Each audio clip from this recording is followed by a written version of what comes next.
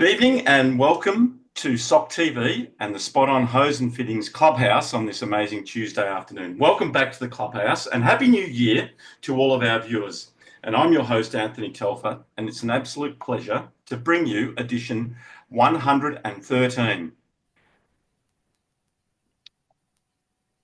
And I'm really looking forward to tonight. And sorry about that little glitch because I just got feedback in my ears. It's 2025, but anyway, we're back live. As we know, the Clubhouse is not just a show about cricket. It's a place where we come together to relive the highlights, share our thoughts, and celebrate the day's play with both our teammates, opposition, and the umpires over a cold beer or a softie. So whether you're a club cricketer or an international player, the Clubhouse has something special for everyone. And the Clubhouse is brought to you by our wonderful sponsor, Spot On Hose and Fittings, who specialise in the supply of hydraulic hose and fittings for the mining, manufacturing, agriculture, industrial and construction industries. So tell Jeff and Ben Charlesworth that Telf and Walshy sent you, and I'm sure they'll give you a red hot deal, or maybe it's a lime green deal. And as usual, though, I'm joined in the Clubhouse by great mate and Aussie legendary broadcaster, Peter Walsh. Walshy, Happy New Year. Same to you too. Telf. I haven't got a stutter, but I have to make sure that the Telf connection is punched out because it's a real thrill for me tonight, and I'm sure it's a thrill for you to be able to welcome our special guest, and we'll do that in a sec. But to say that everybody who appears on the Spirit of Cricket program is a special guest, and I reckon we've just opened up the next possibility as we move further in what we're having, which is so much fun, of introducing more women into the program, because their performances, particularly, I'll introduce our guest in just a moment, have been magical. And it's a bit of a, well, just wondering about how you felt when daughter decided to get amongst the runs last weekend. A bit of a snapshot from you before I officially say hello, Sarah. Yeah, Walsh, it was, I'm getting all croaky in the voice. It was an amazing day. I'm probably the wicket watcher in the world, especially when my kids are playing. And always nervous for that first run, of course, and then obviously once they get going, away they go. But 20 overs and for Sarah to achieve her first ever century and at the Kensington Cricket Club, it was an amazing day. And obviously I recorded it on video and it's been splashed all around the world, I guess, because I'm a proud father. And yeah, it was one of those days. It's probably takes me back to that first game I ever played with Sarah, and it was an amazing experience to witness what happened. Yeah, well spoken. You'll get your chance, but just be quiet for a while because I want to talk to Sarah and I want to be able to say to Sarah, when you picked up the phone, you weren't too sure who the guru was who was on the phone or was trying to be a guru and get you to get across. I'm so glad you've said yes because you have a story to tell. So, Sarah, well played on the weekend, but thank you very much for joining us in the Spirit of Cricket, in where it's all going to happen and you're going to make it happen. Thank you. You're welcome, Walshy. Sarah, why cricket? There's a lot of things that a teenager can do, a lot of things that are available. You can work, you can exercise, you can do whatever, but you've picked a specialist sport and you look pretty good at it. Why cricket? I would say probably cricket because we've always been around the club. Like Dad's been around the club ever since we were little girls, like me and my sisters. So I guess we've always just gravitated towards cricket. And Dad had no boys, so we kind of had no choice. Oh, so your father forced you into something you didn't really want to do. Is that what you're saying? No, it was by choice, Okay. All right. Now talk to us about, how old are you for a start? I'm 22. So how long have you been playing cricket? Did I start when I was 12 in under 10s, I think? Mm-hmm. Was there somebody who walked up and said, hey, Sarah, you're a tall lass. You can play netball or you can play basketball or you can play tennis or you can do track and field events because you are so tall. Was the cricket sport mentioned when you were back there before you'd even hit your teenage years, when you were 12? I don't like. All of us girls have always played sport when we were younger. So I think I dabbled in tennis and swimming and dance, netball. We've always had lots on the go, but I never really got into cricket when I was younger, and it wasn't my preferred sport of choice. I don't really know how we got into playing. Yeah, I just remember having my first game. Mm. Was that good fun? You've got to enjoy what you do. And watching, Telf sent me, I think there's 35 different videos that he sent me, all with your performance in getting the 100. But can you remember much about your early impact when playing cricket when you were only young, and whether or not it was like you wake up and you think, oh, it's the weekend, I'm playing cricket, I'm really excited about it. Was that the feeling you had? I don't actually think so. I think being a girl in a male-dominated sport, it was always really nerve-wracking, I would say. I was the only girl. I reckon there might have been maybe one other girl when I first started. So I was going into not an unknown environment because we've always been around the club, but an unknown Mhm. team with different people around me. So I wouldn't say that I looked forward to it, but once I got into it, that's I think when the love for the sport grew. And now, when you're playing, what's the ratio between girls and boys? Is it just all women's teams that you're playing in? Are there Yeah. any boys around at all, or even the training and the busy stuff? And it's dot to dot for you from the number of places that you've been working at and playing cricket at. What's it like then? Is there a mixture? Oh, it's grown drastically in the women's cricket. I reckon now in the local stuff, like there's boys and girls training. I would say a lot of the times we get a full female side at training compared to the boys who will get a few from each team. Yeah. Um, and then obviously in the girls Kenzie sides, there's two or three teams as Okay. well. So Yeah. yeah. So talk to us about the weekend. Are you a nervous person when you're going out to bat? You're not too sure as to what's going to happen. If the ball's going to hit the middle of the bat and away you go, what do you like then? Do you like a bit of quiet time beforehand, or what's your temperament like before you march out and go into bat? Um, If you had asked me this question a week ago, I would have said a big bowl of anxiety, not wanting to go out and bat. But this game I was confident because I was familiar with the team, I was familiar with the environment. It was somewhere that I've played before. I knew what the standard was like. I knew what to expect. So I think I kind of zoned in on my anxiety and all the nerves before the game, and I was just excited and ready to get out there. Okay. Do you consider yourself, and I've met you obviously with Telf, but I haven't got a lot of knowledge of you, but I'm finding that out tonight. But do you consider yourself to be a nervous person? As just before you went out to bat, do you like your own quiet time? Do you like to be by yourself? You don't want pesky teammates giving you advice? Um, I don't mind being around people, but I'll be in my own little bubble. I'll just be in my own head working, like just talking to myself. Like even dad came up to me, I reckon it was the start of the second game, and he's trying to pep talk me, and I'm like, I know, I'm already talking to myself. I don't need any more. Mhm. So when you wake up and you go out and you know that you're going to be centre stage, maybe you're not too sure what's going to happen. When was there a realization, Sarah, that this could be a special day? There could be three figures beside your name. You're never too sure. But at what stage in your innings did you think this was going to be something out of the ordinary? I Did, reckon once I kind of got to 50, I reckon I was 50 after maybe 13 or 14 overs hmm, or something like that. Um, and I think I was seeing the ball really well.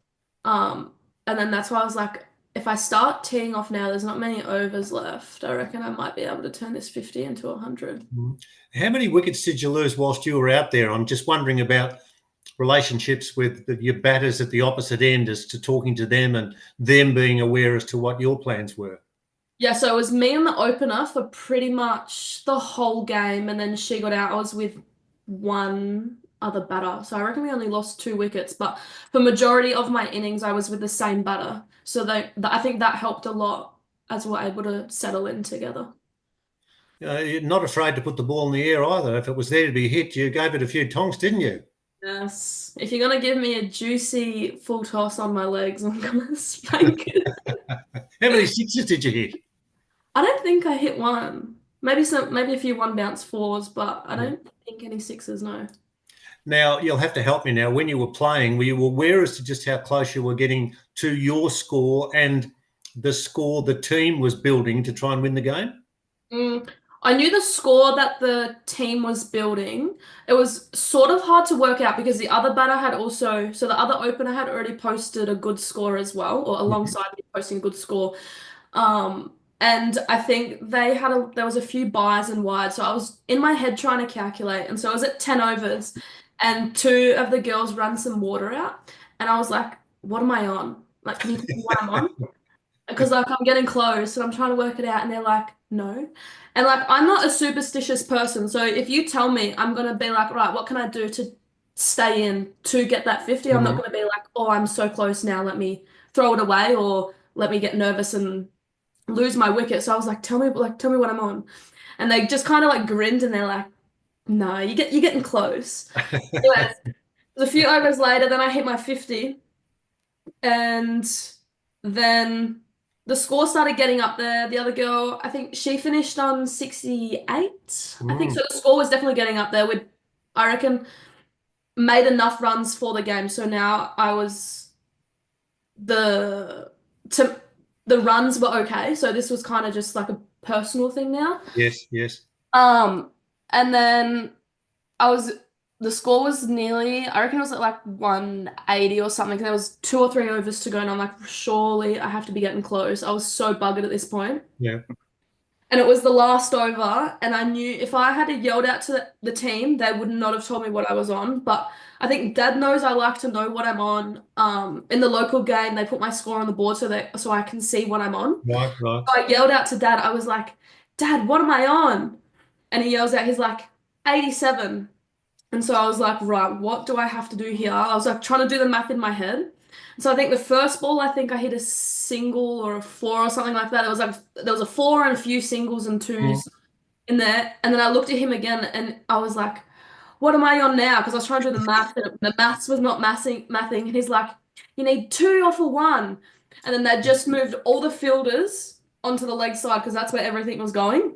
Yep. So I think I had on the fifth ball of the over, I think I had a mid on and whatnot, but they moved mid on, so I had no mid on. I think I had a cow, a square. These are all on You the had a cow. That was good. Yeah. And I think they had a short cover and a third man, but no one was mid on. So I've just had this big open gap, and I was like, beautiful, straight on drive, my favorite shot. And then she just bowled me a full toss on my legs and just straight down the ground and went. I was like, great, I don't even have to bother running two or anything like that. And then. And you understood then in your own mind that it was a special day for you for the runs that you made and accumulated the score that you needed to reach victory. What did you do when you realised the game was over and you were a winner? What sort of emotions do you show? I think I was just really happy. I think I was really happy for the team to have gotten to this position because without the other girl posting the good score, like I can post 100 and we still lose the game if everyone falls out around me. So for the other girl to be able to put on a good score, the other batters to have supported me to have got to that 100 and to play out the 20 overs. But yeah, I was just super happy considering my high score before that was, I think, 58, and that was a few years ago. Right. Our special guest is Sarah Telfer, who, of course, is joining yours truly, Peter Walsh, and Anthony Telfer. He'll be talking shortly, but just settle him down back there. He'll be coming in. This is the spirit of cricket. And the spirit of cricket, not just do we achieve the ability to be able to talk to our males, we also have the ability to talk to someone who's as talented as Sarah Telfer. Now, you get off the ground, you've won the game. What happens then? I mean, I'm sure there's got to be some sort of emotion from your teammates and from those that support, like the mums and the dads and the youngsters as well. What was it like when you walked off? I think it was just a really good feeling. Like everybody was just coming up to congratulate me. Everyone in the team, all the players, there was a first game on, and people that were watching that game were coming up to me congratulating me. So it was a really good feeling.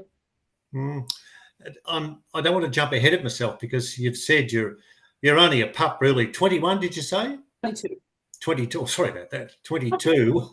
Now, there's so many things, so many opportunities that are available for sports people who have an ability. Do you start, or have you already started looking at what could happen in your life in the sport of cricket.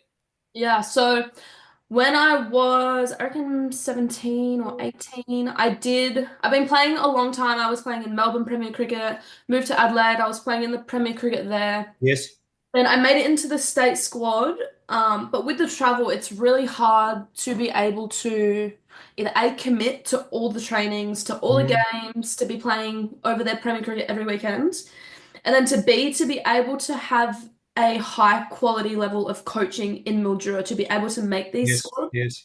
I think being regional, you're at a real disadvantage to be making these squads over girls who have professional coaching every single day of the week.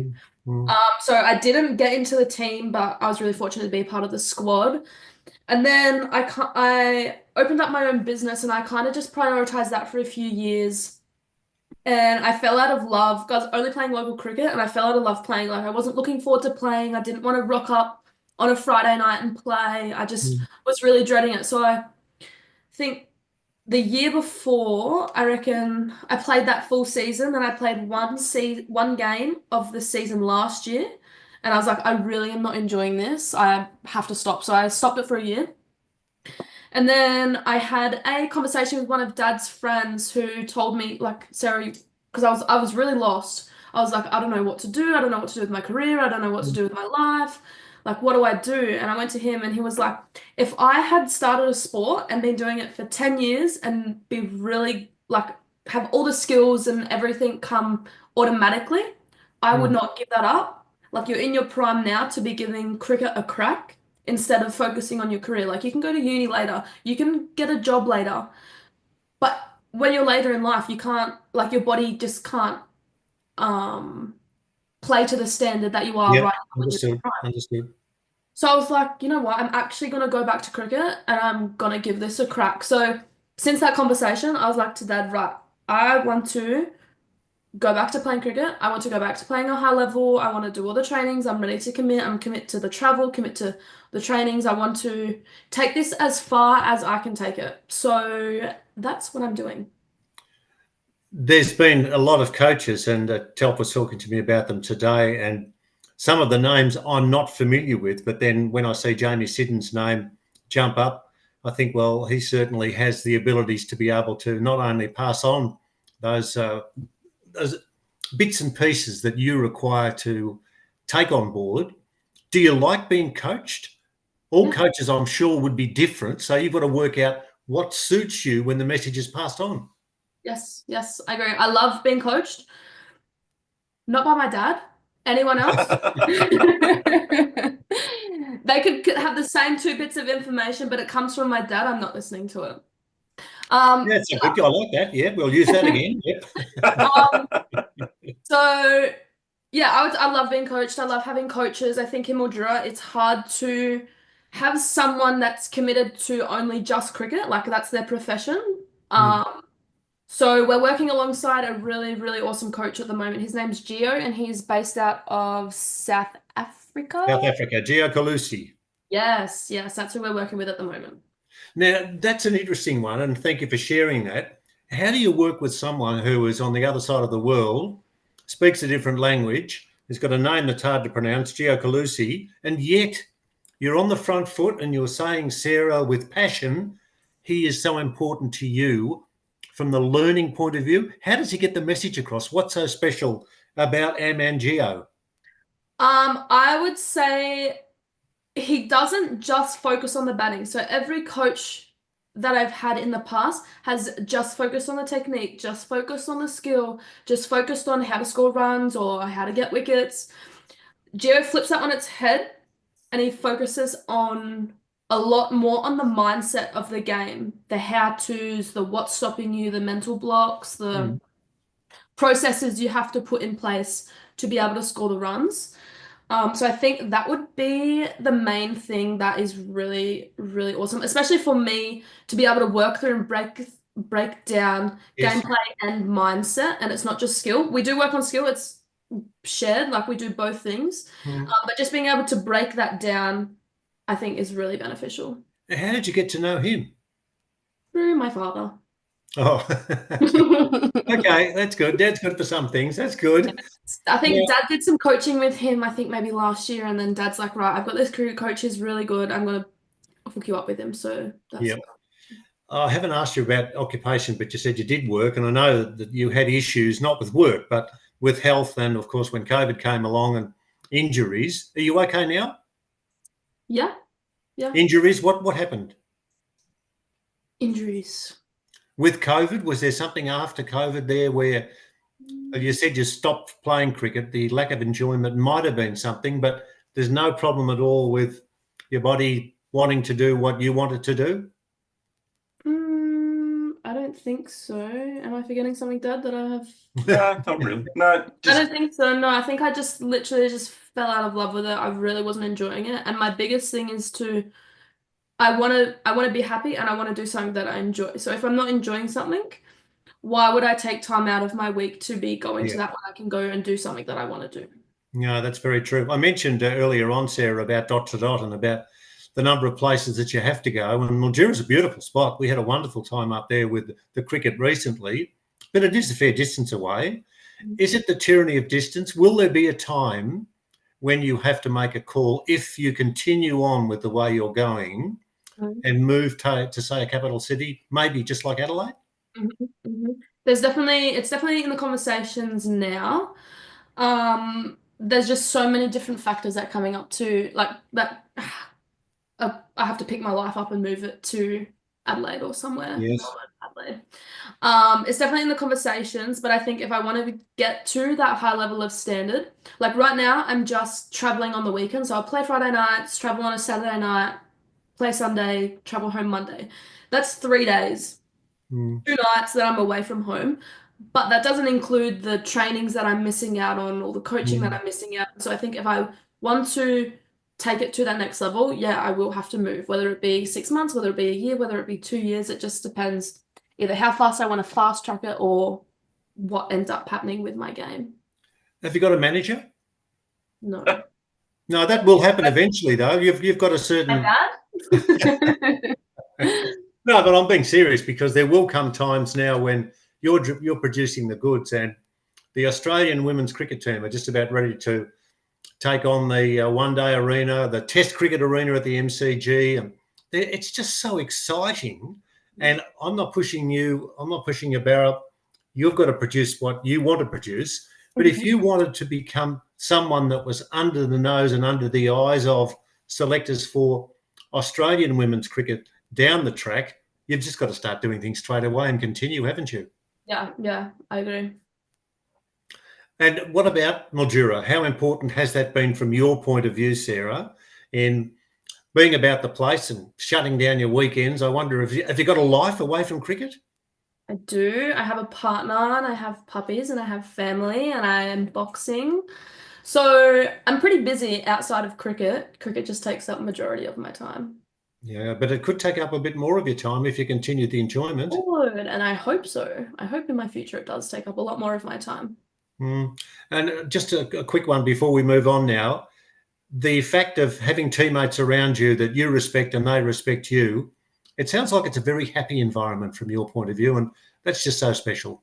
Yeah, for sure. And I think that's what makes or breaks a really good team. Like if the team is not happy, it's not a good environment. You aren't going to win as many games. You aren't going to be cohesive. So I think to have that environment where each individual can thrive and they are happy, genuinely happy in that environment, I think that is a really big key. And that's how you get people to stick around. That's how you get a team that gels. So yeah, I think that that's super important to me, clearly, because I won't do something that I don't enjoy. So if I'm not happy in a team, then I'm not gonna thrive.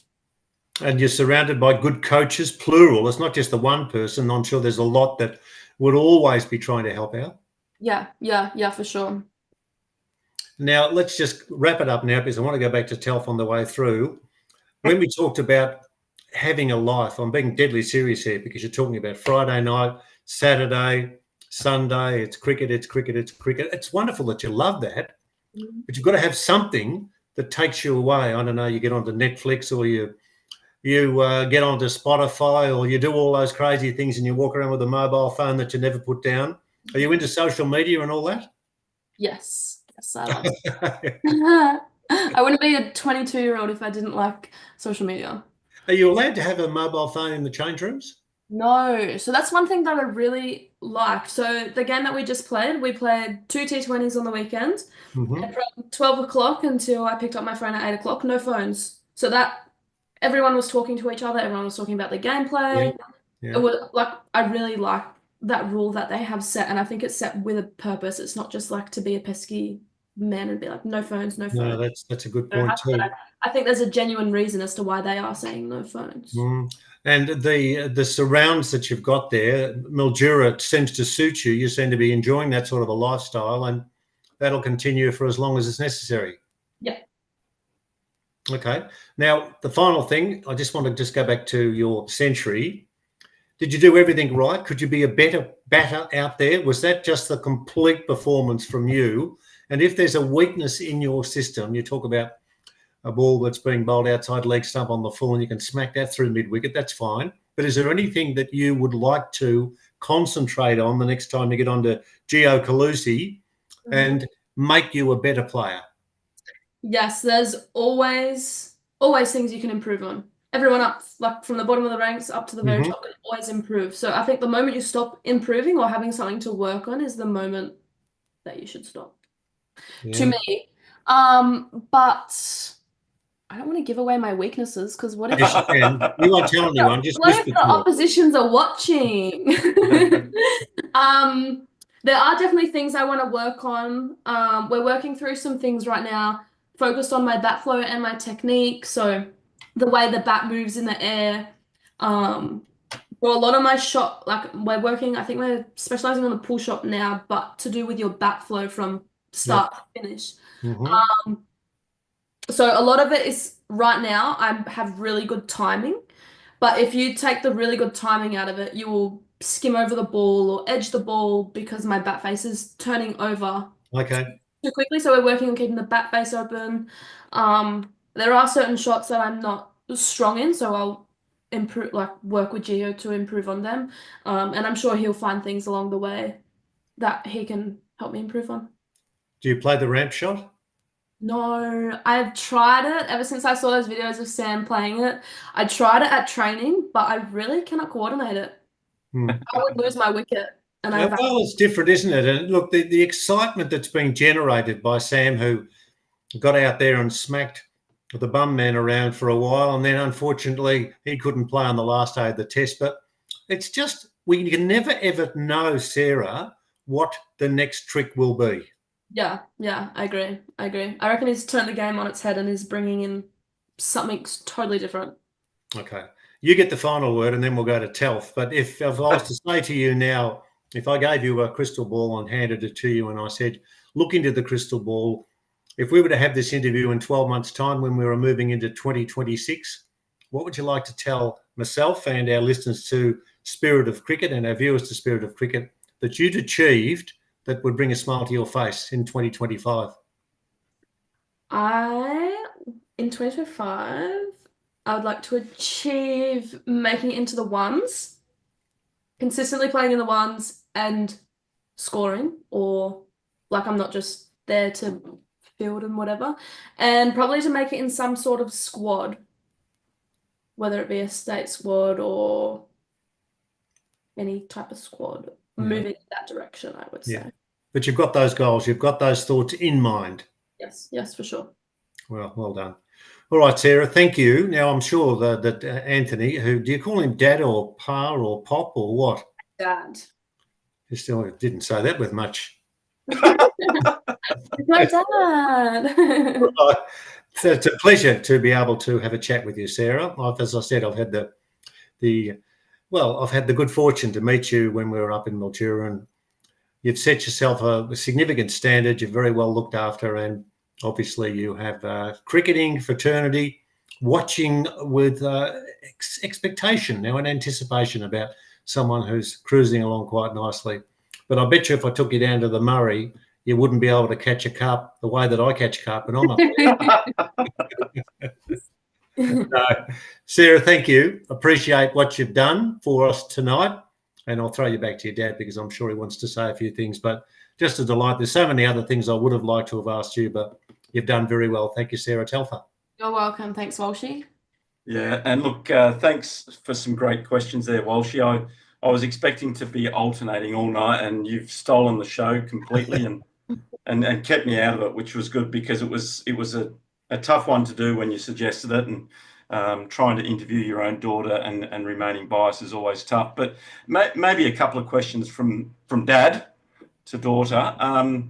Obviously, over the years, and obviously we're currently working with Geo at the moment, or you're working with Geo, but there have been a number of coaches that have had a massive impact on your cricket over the last probably 10 years, I guess. Maybe here's an opportunity for you to maybe recognise some of those people that have helped you along the way. And if you forget someone, they'll be really disappointed. There's been a few.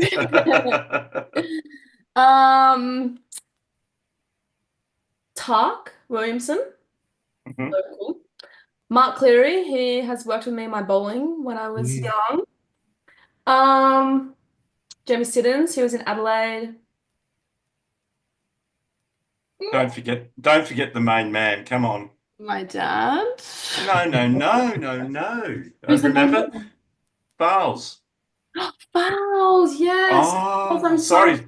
Sorry, Fowles. Sorry, Fowles. Sorry, Fowles. Yeah. Yes. Andrew Fowles. Maybe talk a little bit about the impact that he had on you, because he was there for a long part of that journey as you were developing your skills and growing the game. Yes. We would go to Lifestyle Plus, so indoor cricket nets all the time. Do net sessions with him, one-on-ones. Mally Murray all the time. Tours to Gippsland. Melbourne with him. He was like a second dad to you, wasn't he? Yes, especially when I was younger, yes, for a few years. Yeah, exactly. Yeah. So a big thanks to Fowles. Obviously Tommy Huff was Yes. Yeah, he after Fowles left town, and you had Tom supporting you and Alfie as well. Oh, Alfie, yes. I Yeah, forgot. I know. There's a few coaches. Yeah. And also you did a training session with Julian Wood on power hitting as well. Yes, that was. I'll never forget that one. So there's been a lot of coaches that have supported you along the way, and it's been one hell of a journey, Walshy, and I think it's going to get more exciting over the next 3 years as Sarah looks to expand on her game and obviously get her love back for the game, which is probably the most important thing, because as we all know, when you lose that love, you don't really want to be a part and make that commitment. So looking forward to it, Walshy and Sarah, and as a proud dad, I am here to support you all the way. So here's a question, and I don't think I've ever asked you, Sarah, but actually I probably know the answer, but I'll be interested to get your thoughts. You've been obviously involved with cricket for such a long time. Who's been your idol as a cricketer that you admire most, and you try and model your game around? Like a professional? Yeah. Elise Perry. Yeah. Yeah, that's who I thought you would say. So not a bad role model to have. What about in the men's game? Is there anyone that you like watching or try and model your game around? Not really. No? I don't really like. I have a favorite, but like I don't look to model their game. I think I So can't. who's your favourite Test cricketer or cricketer? I like Usman Khawaja Okay. or Marcus Stoinis. They're my two favorites. Beautiful. Is that because they're just good looking and hot? You said it, not me. It's a dead giveaway. Hey, look, Sarah, it's been an absolute pleasure to have you on board in the clubhouse. It's been a great story and it's been a great journey so far, and I'm looking forward to the future. We've nearly gone 45 minutes, and I'm sure a lot of people have now learnt a little bit more about you and what you're planning to do in the future. Maybe we might throw back to Walshy for one last word, and maybe thank one of our sponsors as well. Thanks, Telf. And you've got something you have to do down the track too. We'd love to be able to get Geo Calusi on the program, and I'm sure for the kind words that Sarah passed on for you to get Gio involved in her training. I'd be interested to know just what does happen to a person like that as to how much energy he has to put into chasing other people who need his expertise. At the Clubhouse, brought to you by Spot On Hose and Fittings, who specialise in the supply of hydraulic hoses and fittings for mining and manufacturing, agriculture and industrial construction industries. And when you go there, you tell them that Telf and Walshy and Sarah her name can be mentioned, and she could become another sponsor. She's chasing sponsors now, and that could be one for Hose and Fittings. So good luck in your chase, Sarah, and thanks again for being such a wonderful guest tonight. Thanks, Walshy. Thanks, Walshy. And maybe one last word from you, Sarah, before we close. No, you don't want to say anything? You're speechless. Maybe just thanks, Dad, for giving me the opportunity to tell my story. That'd be great. Dad, for giving me the opportunity to tell my story. And thanks, everyone, for listening. And maybe thank Walshy as well, hey? Thanks, Walshy. That's all right. Very good. And look, it's been great tonight. Thanks very much for everyone for tuning in. As usual, we like to bring some special guests into the clubhouse and get Walshy to interrogate them. We're going to do this again next week. And next week, we're catching up with Senna Varatney from Sri Lanka. He's actually in Sydney, but he's the main man for the Over 50s World Cup as we power towards the IMC Over 50s World Cup in Sri Lanka, which I'm going to be at for the month of February. So looking forward to bringing some live clubhouses, Walshy, from Colombo, and also from Gaul. We're going to go to day one of the second test to watch Australia and Sri Lanka. So that's going to be an absolutely amazing experience for all of the 20 people that are going on that tour with the Spirit of Cricket. So once again, thanks very much for joining us tonight. I hope you've enjoyed the evening, and we'll look to catch up with you real soon. So thanks for joining us tonight.